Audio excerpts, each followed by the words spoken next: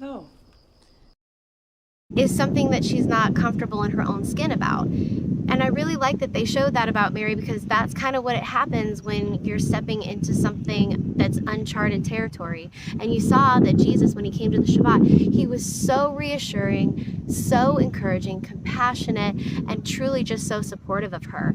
And isn't it so amazing? Because sometimes I think I'm so blessed to have my husband because he's like that, but not very many of us have people like that in our life who's understanding about the fact that she was literally going through something. A life-threatening situation was going and stirring inside of her soul. She felt alone and she didn't feel like she had anyone that was going to be there for her. Now here she is being so courageous and doing something that is so unfamiliar to her. And you can tell because she's saying and she's apologizing, and I love Jesus's reaction to her. It's absolutely precious and heartwarming. On a brief side note, I love it when Jesus says that he's from Nazareth, and then Barnaby says, well, apparently something good can come out of Nazareth, and then everybody was silent. But what I loved is that Jesus had a sense of humor about it. Another thing I enjoy about The Chosen, and what I love about their writing and the directing and all of that, and of course he just kind of winked at Barnaby. You know, he has a sense of humor, and he understands that maybe Barnaby was uncomfortable in that moment, and he just spews out something and it's like, oops, I just stuck my foot in my mouth. I just love that. I love that part. Woo, it is so windy here, you guys. I'm really loving it. The weather is so amazingly beautiful. I want to take advantage of it because it's usually extremely humid here and I'm always melting. So I'm taking advantage of this. So thank you for being patient if you're hearing a lot of wind, because it is windy. So if you go on page 45, I want to read the whole thing to you because I like all of it. See if any of this sounds familiar to you. Shabbat. Typically we equate sleep with rest. While our eyes are open, we go 100 miles an hour, often measuring the value of our days by how much we can accomplish. Sound familiar, everybody?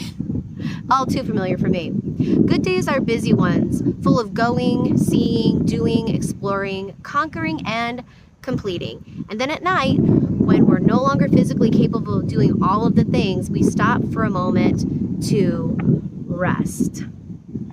Shabbat is the title of the season 1, episode 2 of The Chosen, and the Hebrew translation of the word Shabbat, which means to cease from work, because as the 4th commandment states, remember the Shabbat day, to keep it holy. 6 days you shall labor and do all your work, but on the 7th day is the Shabbat to the Lord your God. On it you shall not do any work, you or your son or your daughter, your male servant or your female servant or your livestock, or the sojourner who is within your gates. For in 6 days the Lord made heaven and earth, the sea, and all that is in them, and then rested on the 7th day. Therefore the Lord blessed the Shabbat day and made it holy. And that is Exodus 28 through 11. So the Shabbat was and is a day of communal observance that God's people do together, primarily marked by abstinence from work. Though that's not all that it's about, having a day off each week is a perk for sure. And this is my favorite part, God built it into his system because he's gracious to his creation and intimately in tune with our needs. We need a day off to hit the reset button, to attend church, and to spend time with people we love. I'm going to say the part that I loved one more time. God built it into his system because he's gracious to his creation and intimately in tune with our needs. Intimately in tune with our needs. So that, for me personally, you guys, I'd love for you to make some comments and let me know what you're struggling with right now. I struggle with that in the highest way, okay? And the biggest, this is my biggest problem. I work pretty much all day long, and then when it's time to go to bed, I don't really leave a lot of time for fun. I get very frustrated when I don't have enough time with my family. I don't have enough time with my husband. I don't have enough time with my animals. And sometimes life, even more so, I get frustrated when I can't spend more time with the Lord. But what I wanted to say is that because I have such a hard time finding that balance, I I get very frustrated and overwhelmed in almost every single day of my life. And yet I still keep hitting my head up against a wall. Yeah. How do I get out of this internal hell? Seriously. Because I tend to think that I'm not successful in my day if I haven't accomplished everything on my list and I put way too much on my list in the first place. Okay, so moving on to page 46. Now, I might not cover every single question, but I'm going to cover most of them. So I'm going to skip that question because it's self-explanatory, I feel like. Okay, but if you have the book, of course, if there's something that I don't cover, I surely do hope you cover those questions on your own, answer those questions on your own. But I do want to read to you this next portion. It's the Old Testament context, and it says, when God rescued the Israelites from slavery in Egypt, he guided them into the wilderness under the leadership of Moses. And you remember the Pharaoh, he chased them to the edge of the Red Sea, where God opened the waters, allowing the Israelites to cross on the dry land. And when the Pharaoh and his army pursued, God released the waters, crushing the entire Egyptian army and ensuring Israel's future freedom. I remember when I was a little girl, my parents did have that movie on, and I remember seeing that, and I felt like that was really tragic because just as a little girl seeing it, because I kept thinking about the horses. What did they do? They didn't do anything bad. Why do the horses have to die? I was so frustrated about that. I missed the message completely. Now this part makes me think of some of the things that we have looming in front of us here that doesn't really make our future feel so fabulous. Okay, so I'm going to read this and I want you to think about things that are ahead, looming ahead, that might be worrying you or stressing you out or making you feel a little bit helpless. But then came the wilderness on the other side. God told the Israelites they would be led to a promised land flowing with milk and honey, but they didn't know the way or how far a walk it was. Instead, all they saw were the impossible things that were in front of them. For example, the heat, the dust, the distance, no shade, no food supply, and very little water. And then there were the impossible things on the other side of the wilderness. Land that was already conquered or inhabited, which meant more kings, more armies, and more impossible things. Now, what I find is interesting about that is they literally saw a miraculous event. They literally watched the Lord part the seas, let them go through, and then essentially murder their enemies. And they were still doubting God because even still it says, standing on the edge of the wilderness, they couldn't have known that God himself would guide their steps. And the Lord went before them by day in a pillar of cloud to lead them along the way, and by night in a pillar of fire to give them light, that they might travel by day and by night. The pillar of cloud by day and the pillar of fire by night did not depart from before the people. So it was always there. I feel like I remember a pastor talking about this and that they just literally kept complaining and complaining and complaining and complaining. But they couldn't have known that God would provide bread from heaven, a daily collection of manna for their food, including a double portion on the 6th day so they could obey his command to rest on the 7th. The people rested on the 7th day. Isn't that amazing? They couldn't have known that God would keep their sandals and clothing from ever wearing out, or that he would deliver kings and kingdoms into their hand without requiring them to lift a sword. They couldn't have known what they quickly came to know, that God's provision, including rest, is an overflow of his presence. Wow. How many of you guys feel like you need to take more time for rest?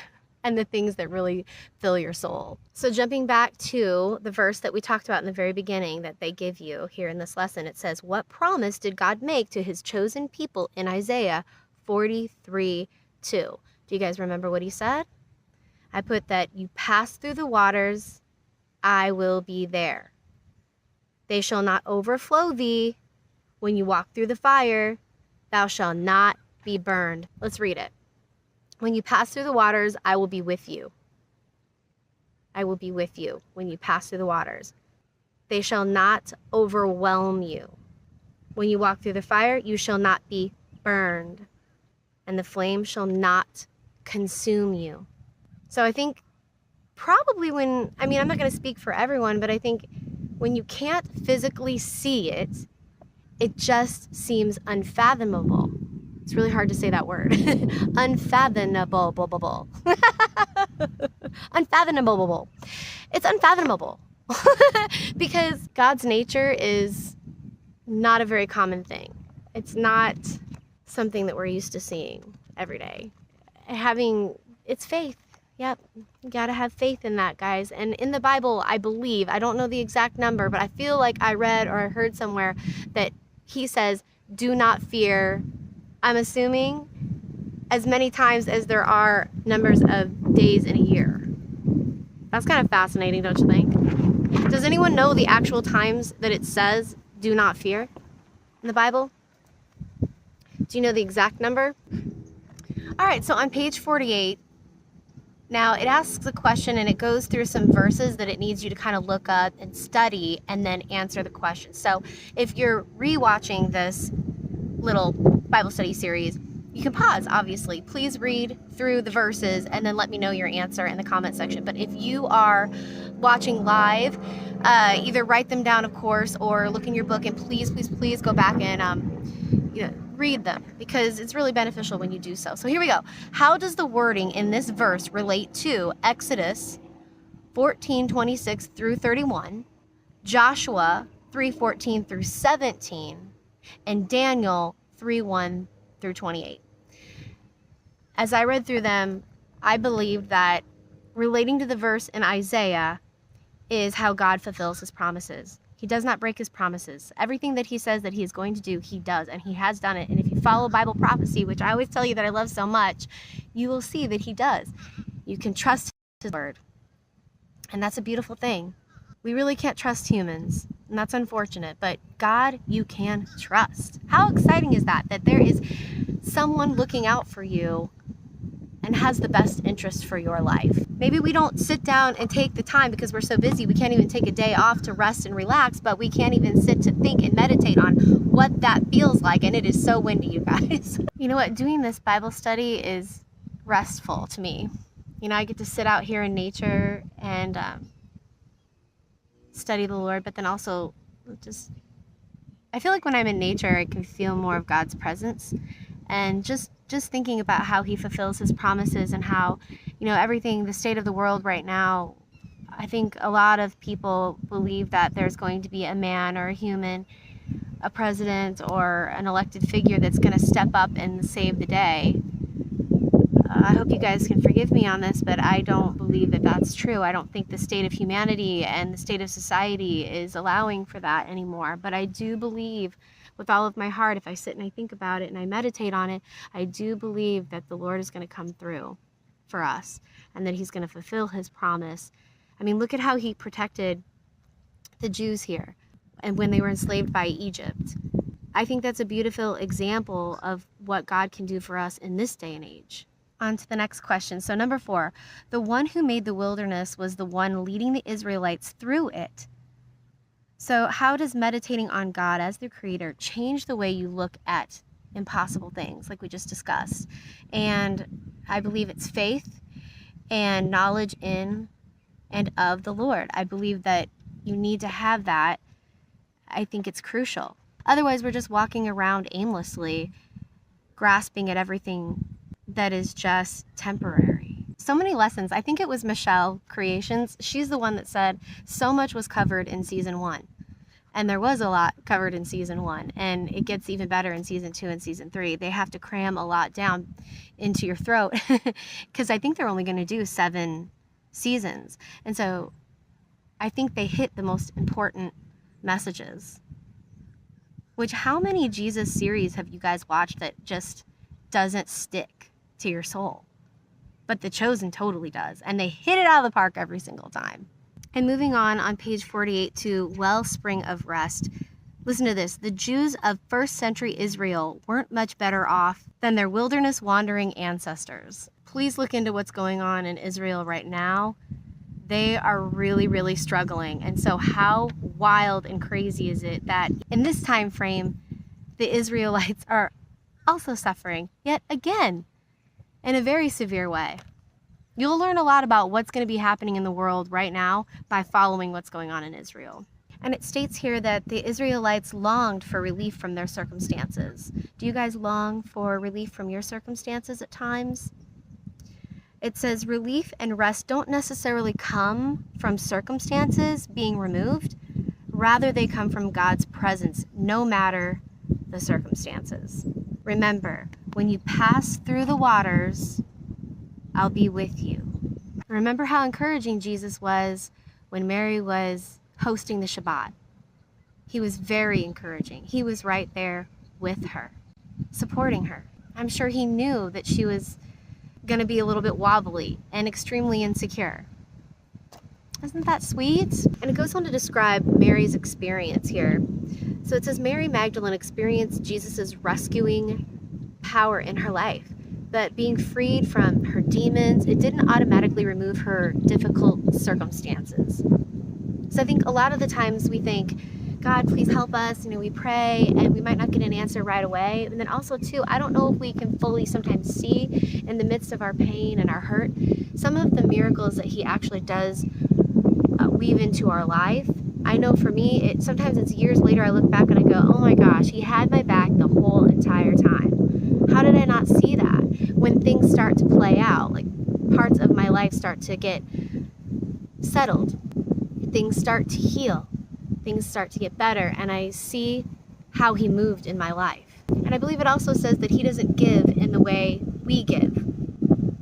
We don't really understand what that means, but I do believe that that's kind of what that means. It's not that instant gratification that I spoke about earlier. It's a gradual thing. It's maybe he finds someone to come into your life that's a healthier person than some of these other people that you might have in your life that maybe don't appreciate you or are leading you down a bad path and not caring about your well-being, knowing that that's a horrible thing for you to partake in. Or maybe they don't support you. Maybe they talk down to you. Maybe they judge you. Maybe he's going to help you gradually. Once you get A, taken care of, B, taken care of, C, and D, then that person will come into your life, or even during that time someone might come into your life and completely turn you around. I know with me, with my husband, I was choosing people in my life that they weren't making my life happy, and I was miserable all the time. My stomach sometimes was in knots when I was spending time with these people, and I ended up going away and working and living in Japan for some time. I worked at Disney, and my husband did as well, and that's when we started developing a relationship and getting to know each other. And I was just so grateful that I had met him, because I didn't feel that way anymore. I no longer felt like my stomach was in knots. I actually felt comfortable around him, and I felt like I could be myself. And I still feel that way, and we've been married for 19 years. What a blessing, because I was not ever shown what a healthy relationship was when I was growing up. I had never seen one. And it says, no doubt she still had painful memories, relationships that were strained or broken, and consequences that came from life gone awry. Does any of that sound familiar to you guys? Because it absolutely does for me. But in the midst of all of that, she still had Jesus. She still had Jesus. So no wonder she ended up becoming one of his devoted followers, exchanging the roof over her head for a tent. And familiarity, another word I have a hard time saying, familiarity, for a whole new kind of wilderness wandering. She had found the kind of rest that only comes from communing with the Creator, and she wasn't about to lose his presence. Now let's talk about Nicodemus. How many of you enjoyed Nicodemus in season 1? I really like Nicodemus. It's unfortunate, we're gonna have spoilers obviously here, guys, but it's unfortunate that Nicodemus did not follow Jesus. It really makes me sad. I said this before and I'll say it again. I really feel like Jesus and Nicodemus, like power duo right there. But it says Nicodemus had built a decent life for himself, but while good behavior, success, and money have the power to make life easier, they don't satisfy the soul. Neither does a works-based religion, which I talked about before. There was a young man that was really bashing The Chosen. And a lot of the things that he was saying, and very judgmental about a lot of the cast members, the musicians that create the music for The Chosen. I mean, really seriously, it all came from like a religious religious work and legalistic based background, and it really bothered me, and it frustrates me about things like that, which is very much like a Pharisee in the sense, like Nicodemus, in the sense that how discouraging is it to people, especially people that don't know the Lord? I mean, I feel like that's a surefire way to turn someone away, and it's not even factual. At least I don't believe that it is, and that's what we're learning here in this lesson. I want to ask if you guys fall in any of these categories more than others. Like, are you more of a Mary Magdalene in this moment? Are you a Nicodemus?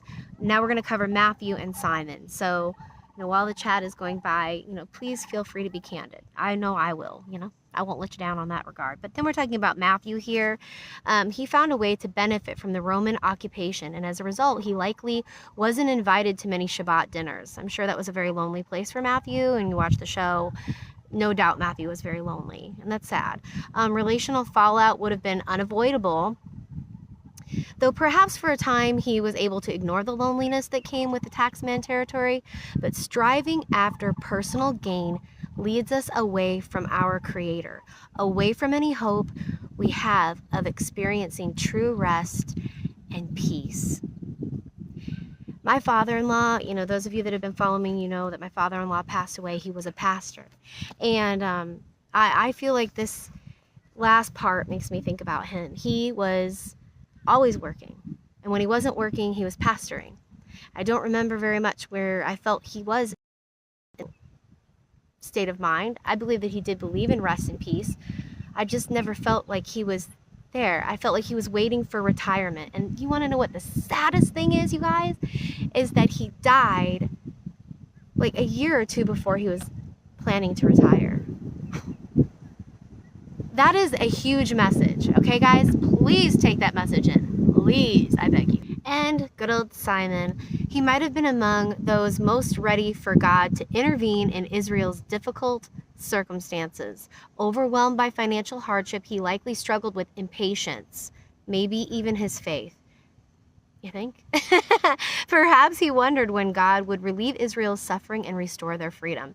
Perhaps he wondered if God still cared about his chosen people at all. Wonderings that would have made Shabbat remembrances painful and confusing. And I can relate to Simon in this regard in so many ways. I feel like that today with this dysfunctional, broken world that we live in. I ask for God to come, to help, to take control of the situations at hand every single day, multiple times a day. But all in all, it says here that Mary is again the example we should aspire to follow, because she's eager to set aside time to remember her Creator, the one who knew her by name, to enter into his presence and celebrate what he had done and what he would do. Compared to Nicodemus's Shabbat, Mary's was humble and imperfect, but far more glorious. And if you remember Nicodemus's wife, I just remember her caring all about the physical stuff.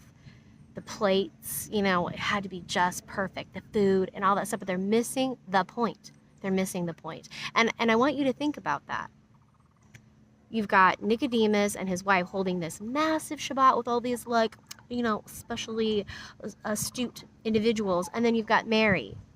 You've got Barnaby sitting there saying, well, something good came out of Nazareth.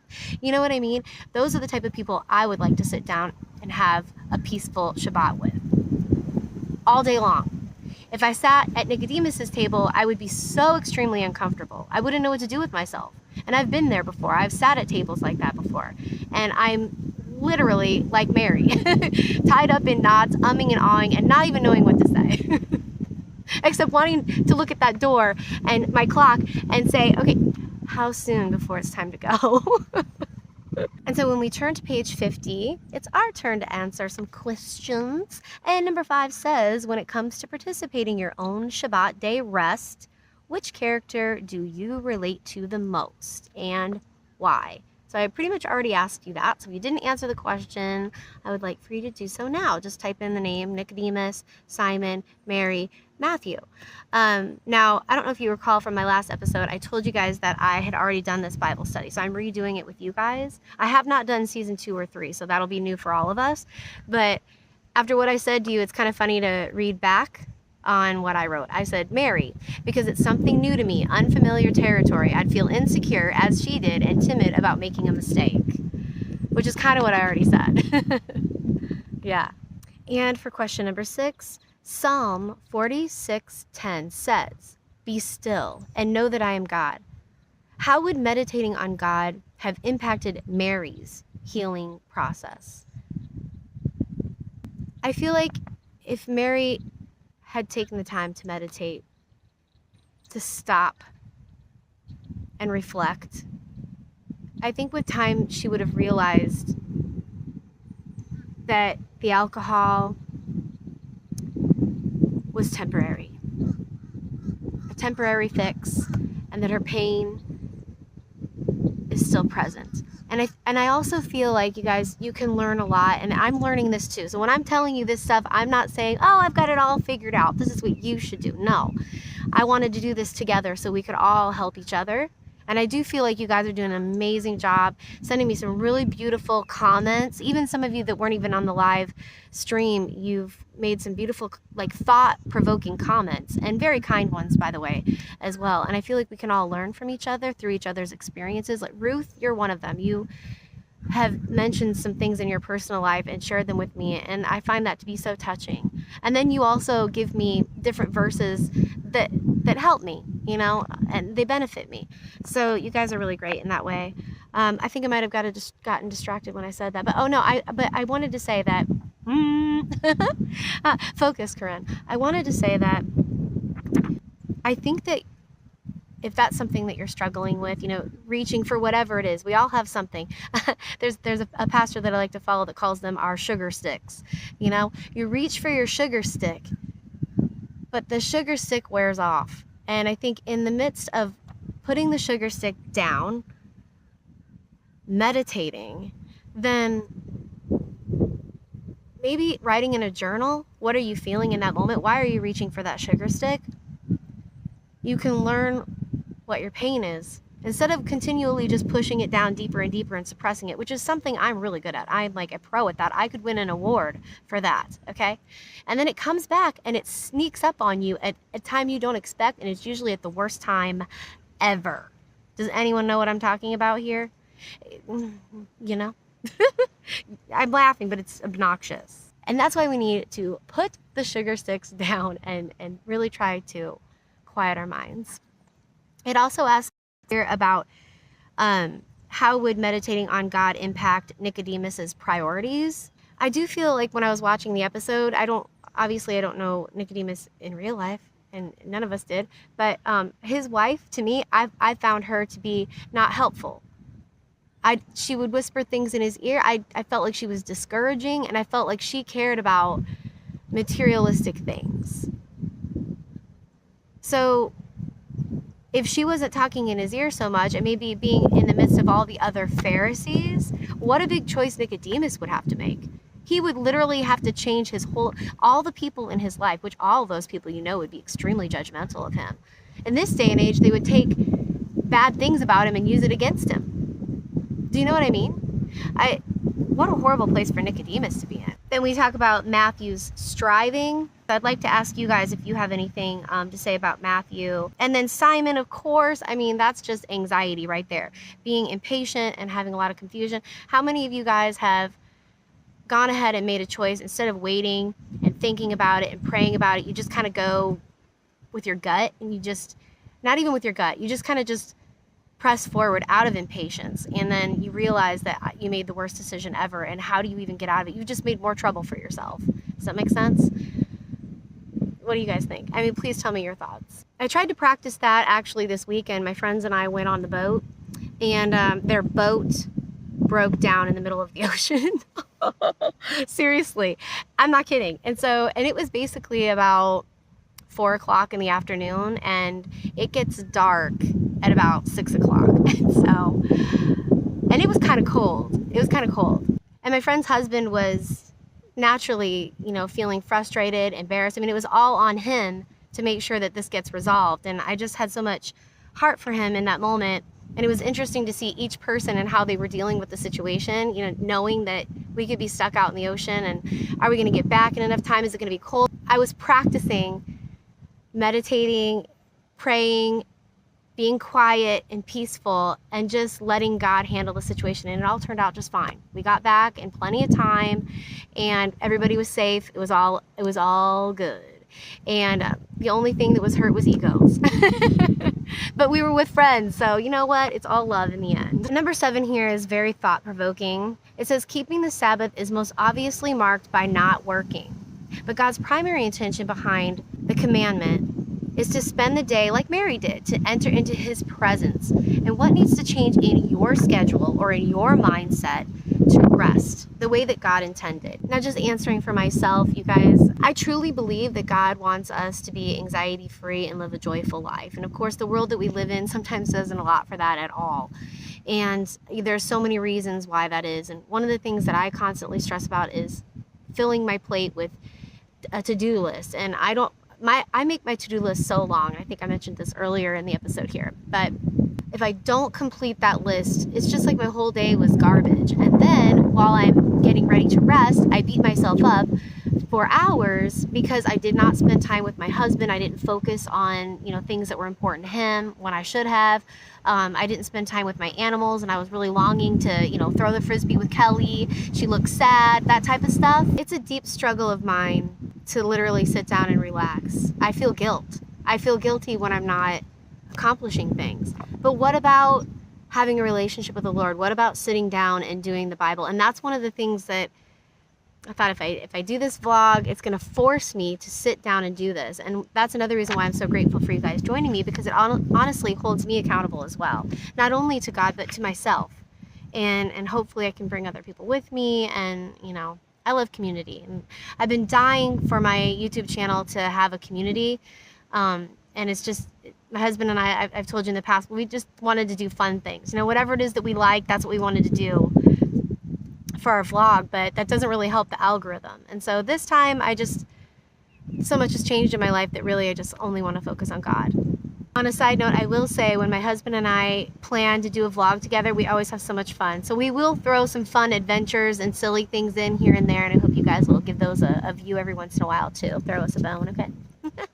But I just really need to sit down and relax. I'll tell you, I feel so much better every single time I do. So why don't I do it more? Are you guys in that same predicament? Like, why don't I make myself do it more? I think it's habits. I think we've created habits and they're really hard to break. Or maybe it's upbringing. Who knows? I think mine's a little bit of both. On page 51, it discusses a more soulful, in-depth thought process on the parting of the sea. So it says, the Sabbath celebrates God's miraculous rescue of his people from Egypt, his daily provision for them in the wilderness, and Israel's total dependence on him. But remembering God's faithfulness to the chosen people of the Old Testament isn't the end game. It serves as our reminder that he remains faithful, that he's present right now, that he's still providing, leading, and working on behalf of his chosen people, and that he's worthy of our ongoing dependence. So remember this, Jesus said, "Come to me, all who labor and are heavy laden, and I will give you rest. Take my yoke upon you and learn from me, for I am gentle and lowly in heart, and you will find rest for your souls. For my yoke is easy and my burden is light." My yoke is easy and my burden is light. So if you're feeling things that are the opposite, that's not coming from the Lord. That's how I feel. Jesus doesn't instruct weary, burdened people to sleep more, caffeinate more, or take a vacation. But instead, he invites us to come to him, and when we do, he provides us with rest. And while we can rest our bodies anytime we choose, soul rest only happens in the presence of our Creator. Soul rest. I put that last on my list. I should get an award for being last on the list for not working on my soul. And that's a not very honorable award. And I want that to change. Anybody else? Are you with me? Who's with me? And I love to remember this. The one who knows the number of hairs on our heads and keeps track of our sorrows.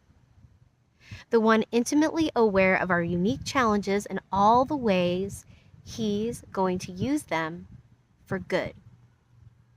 The one who loves us enough to be our rescuer, in spite of our sin and struggle, knowing what it would cost him on the cross. Remember that he did that. He died on the cross for our sins so that we could live life eternally with him. And the one leading us through water and flame to the promised land of heaven, where there will be no more fear, no more pain or strife. I long for that. That I want. And lastly, in his presence, we experience provision and peace and rest that supersede hard things because of who he is. Now the heavens and the earth were completed and all their hosts. And God completed on the seventh day his work that he did. And God abstained on the seventh day from all the work he did. And God blessed the seventh day, and he hallowed it, for thereon he abstained from all the work that God created to do.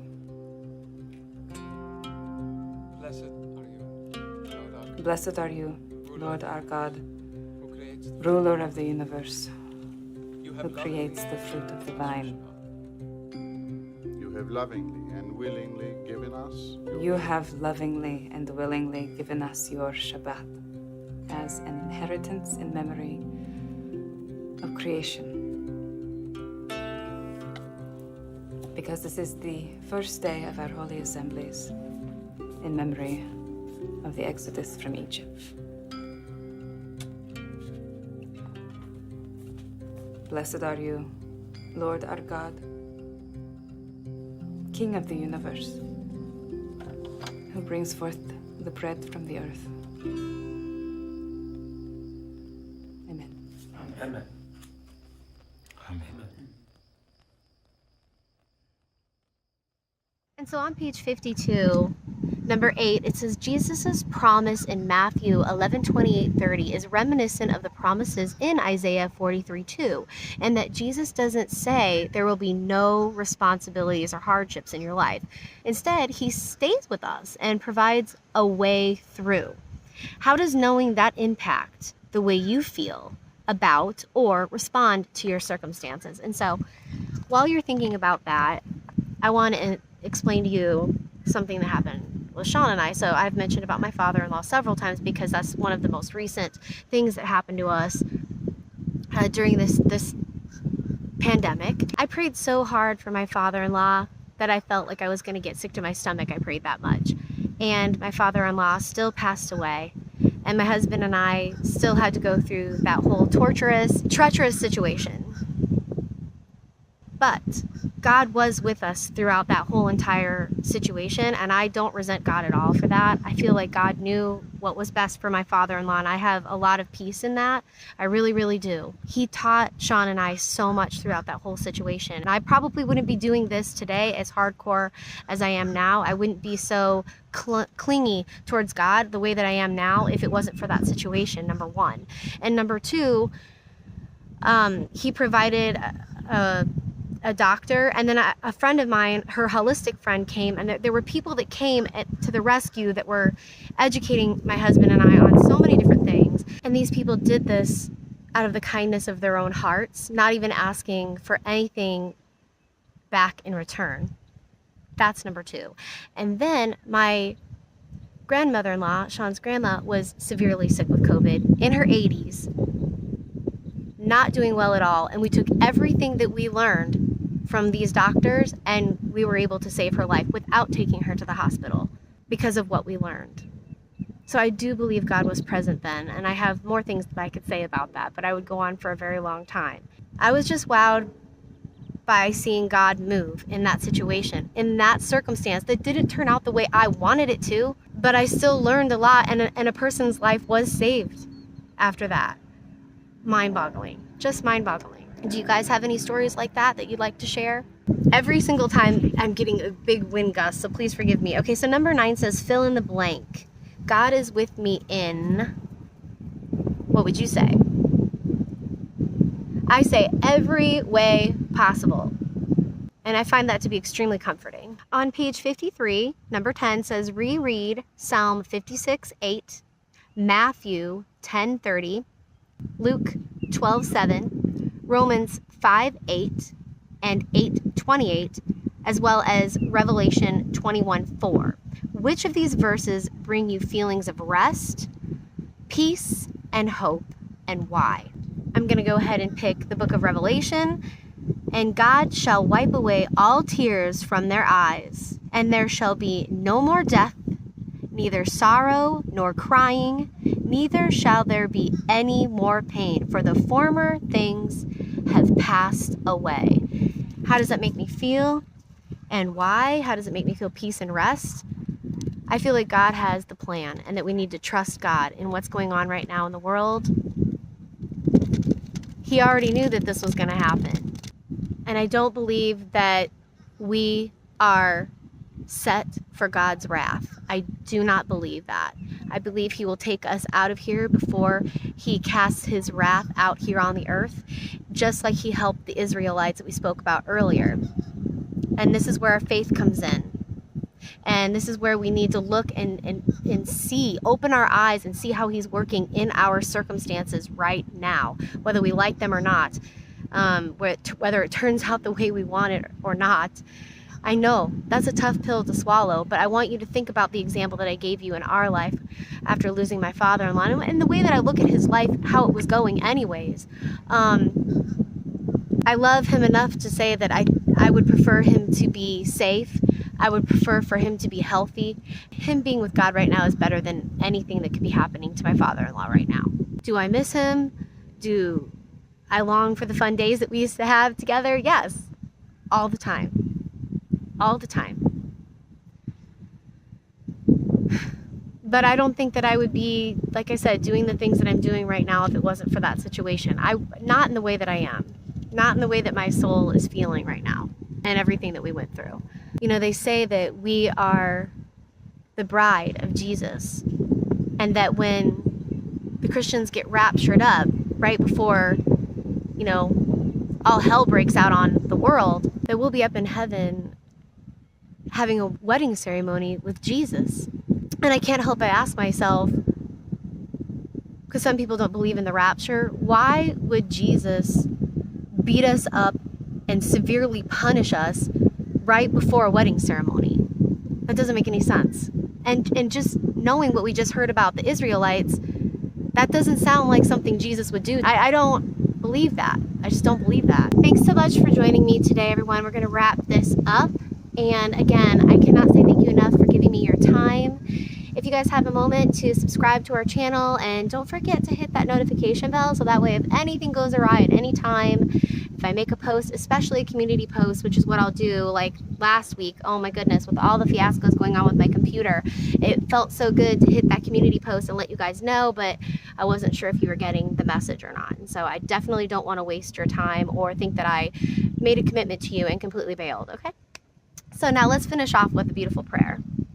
Lord, thank you so much for teaching us today about the importance of resting our soul. How grateful we are that you provide us with food, shelter, friends and family that love us and care for us. God, we feel so blessed that you've brought people into our life who can save the day when it feels like everything is falling apart around us. And we pray that you will open our eyes so that we can see the messages that you want us to know on a daily basis. So we are highly connected to you in the midst of all this chaos that this world is providing for us. Lord, I pray that you will continue to work on staying with us and teaching us how to rest in your presence. In the meantime, Lord, we cannot wait until the day that we get to spend time in heaven with you, with no more sorrow, no more pain. In Jesus' beautiful, precious name, until we see you again. Amen. Thanks, everybody. I'll see you next Friday. Much love. Bye. But here is what I can tell you. I was one way, and now I am completely different. And the thing that happened in between was him. So yes, I will know him for the rest of my life. I have to be home to prepare for Shabbat, as I'm sure you do. So mean that you're even hosting Shabbat dinner. It will be nothing like yours, I'm sure of that. But I'm going to try. Shabbat Shalom, Nicodemus.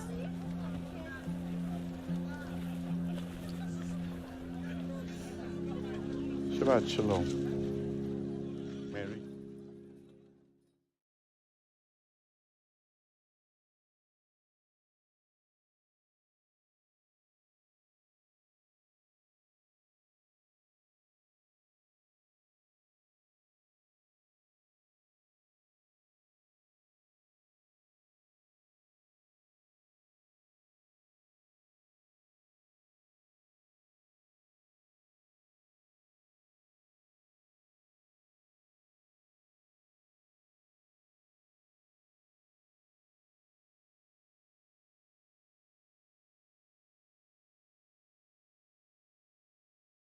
Thank you.